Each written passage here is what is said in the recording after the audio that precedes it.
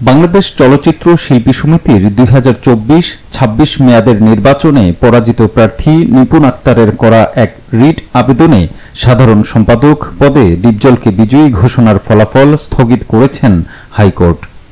সাধারণ সম্পাদক পদে ডিপজল দায়িত্ব পালন করতে পারবেন না বলে নির্দেশ দিয়েছেন আদালত।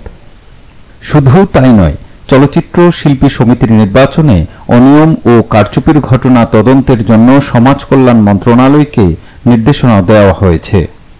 আদালতের এই আদেশের সময় যুক্তরাষ্ট্রে অবস্থান করেছেন রিটকারী চিত্রনায়িকা নিপুণ।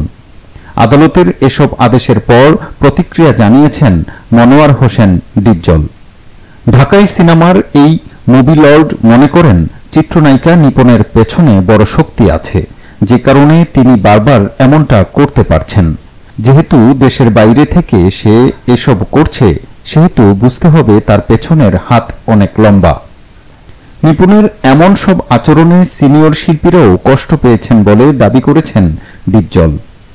তিনি বলেন, সোহেল রানা ভাই সহ বেশ কয়েকজন সিনিয়র শিল্পীর সঙ্গে তাদের কথা হয়েছে, তারাও বিষয়টি নিয়ে বিরক্ত।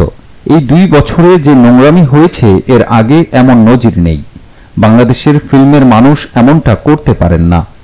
ডিপজল মনে করেন, যারা হিন্দি সিনেমা বাংলাদেশে আনার জন্য পায়তারা করছেন, এটা তারই একটা অংশ হতে পারে। আদালতের আদেশের বিষয়ে ডিপজল গণমাধ্যমকে বলেন, আমি বরাবরই আইনের প্রতি শ্রদ্ধাশীল। হাইকোর্ট যেহেতু রায় দিয়েছেন, এখানে কিছু বলার নেই। তবে বিষয়টি নিয়ে আমাদের কমিটির সঙ্গে আলোচনা করে 2-1 দিনের মধ্যে আমরা চেম্বার জজ আদালতে যাব।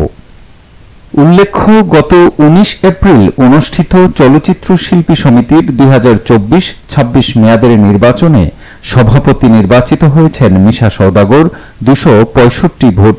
তার প্রতিদ্বন্দ্বী মাহমুদ কলি 170 ভোট পেয়ে পরাজিত হন। সাধারণ সম্পাদক নির্বাচিত হয়েছেন মনোয়ার হোসেন ডিপজল 225 ভোট। 17 ভোট কম পেয়ে পরাজিত হয়েছেন নিপুণ আক্তার, তিনি পেয়েছেন 209 ভোট। ভোটের ফলাফল ঘোষণার পর ডিপজল ও মিশাকে ফুলের মালা পরিয়ে দেন নিপুণ। মিশা ও ডিপজল তাদের গলায় পরিয়ে দেওয়া মালা নিপুণকে পরিয়ে দেন। তবে ফুলের মালা দিয়ে বরণের 25 দিন পর এবারে নির্বাচিত কমিটির কার্যক্রম স্থগিত চেয়ে হাইকোর্টে রিট করেন নিপুণ। এরপরই ডিপজল ও মিশা সওদাগরকে মূর্খ আখ্যা দিয়ে নেতিবাচক মন্তব্য করেন এই নায়িকা।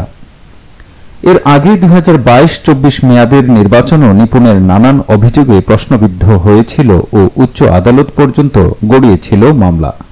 সে সময় এই সাধারণ সম্পাদক পদ নিয়েই চিত্রনায়ক জায়েদ খানের সঙ্গে দ্বন্দ্বে জড়ান নিপুণ। তখন প্রাথমিক ফলে সাধারণ সম্পাদক পদে জায়েদ খানকে বিজয়ী ঘোষণা করা হয়। তবে টাকা দিয়ে ভোট কেনাসহ নির্বাচনকে প্রভাবিত করার অভিযোগে আপিল বোর্ডে জায়েদের প্রার্থিতা বাতিল করে এবং নিপুণকে বিনা প্রতিদ্বন্দ্বিতায় সাধারণ সম্পাদক পদে জয়ী ঘোষণা করেন। ওই সিদ্ধান্তের বিরুদ্ধে জায়েদ খান হাইকোর্টে রিট আবেদন করেছিলেন, কিন্তু শেষ পর্যন্ত নিপুণ সাধারণ সম্পাদক পদে দায়িত্ব পালন করেন।